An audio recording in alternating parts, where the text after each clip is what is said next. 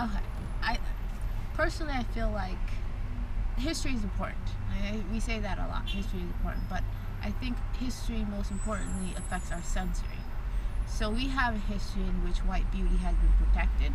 It's been given resources. It's been given supremacy. It's important, right? And as Black people have fought to say we're not our skin, like we're not slaves, like we're humans, like we have character, we have virtues, we're people who have souls. I think our beauty is like this, it's still kind of caged because white beauty has been given so much. And so you look in the media and there's this, white women have so much energy, so much character, there's this freedom in which they'll speak, and I'm not just a pretty girl, like they're given this respect in which they're allowed to kind of step out of their beauty and say, I don't have to define myself of this. But you look at the Black pretty girls and it's like they have to, there's this weight in which they have to prove that I'm just as pretty as this girl. And I think we haven't gone in yet. I don't think, you don't have to feel pretty. You don't have to prove that you're not just beautiful. It's like you're just a human being, right? So you look at white beauty, and it's allowed this freedom in which you talk to a white woman and you don't have to think, oh, how do I explain it? It's hard to explain. Let me give an example. There's this white girl, popular sorority on campus, and I noticed a lot of times she'd be dating a guy, and then all of a sudden the guy would turn into the biggest jerk because it's a big catch. And then all of a sudden that guy, people probably thought he wasn't smart, they probably thought he wasn't a lot of things, but all of a sudden he dates her and he's like a millionaire. Because he's dating a girl that a millionaire would date based on societal standards and everything.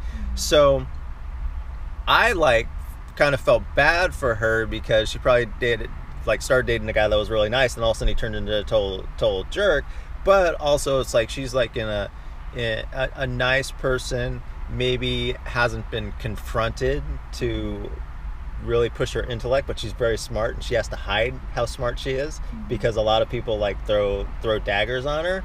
But from the other side of it, it's like somebody who probably want to be put in her situation without having to lose the authentic nature of who they are to a certain extent.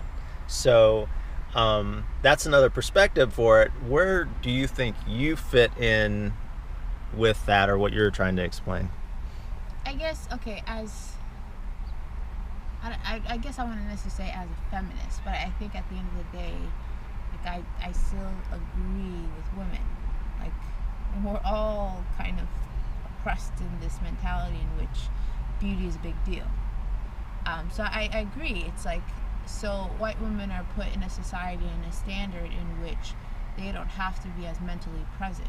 They don't have to prove themselves as much in terms of, they can kind of just be pretty, right? And as a Black woman, it's like we constantly have to prove ourselves. And then you ask, why are they more quote unquote aggressive?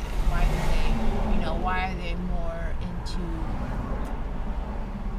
are they more engaged in their body? And it's like we've been fighting for so long to say we're not just pretty, we're not just our bodies, we're here, we're present, we're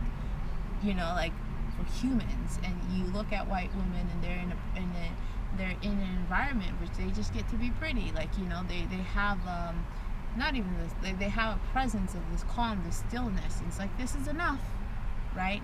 So I feel at the end of the day, I align with you. You come on my side. Prove yourself too. You're a thinker as well. You're not just pretty. Have some Black girl strength, or have some Black girl confidence. But also let me have some white girl confidence. Let me just be calm and still. Let me just be pretty and it's enough. So I agree with this concept that wait, let me not pin myself against you. But there's this idea where I think white women feel as if they need to pin themselves against us because they've been told their beauty is so special, it's so unique, it's so it's so unlike others that it's this presence in which it's just like, no, I'm just a white pretty girl, right? Like they don't fully let you in. Chris Rock, they were talking about at the Academy Awards how a lot of African Americans haven't gotten certain awards, and Chris Rock said, I don't think of it as racist. He thinks it as like the sorority. It's just, we're just not letting you in. Oh, we love you, but you're just not alpha whatever. So I think a lot of times there's not necessarily, it's like, it's good for business for me to be okay with this, but that's not where my heart really is. So a lot of times it is very vindictive and racist. A lot of times it isn't. And it's hard to decipher when it is at a certain point. It's like, I don't like to give anybody my power to like take away from that, but I understand when somebody does it, but some people do it to the total extreme that they're just like trying to change everybody so they feel better about themselves, which is a never-ending battle. Yeah, I don't know. I think it's too intricate, right? I don't think it's the first thought. I guess it's think about it a little bit more. I think the concept of making Black beauty the sense of like, how to explain? I don't think it's necessary. What is beauty? What do you want to tell Black women? How do you think we should like uplift humanity? What's the next step from here? I think I would say as Black women, be generous. I think as Black women, we've been in a state and in a consciousness in which we've been told and we've been fighting to say, like, here's my intellect.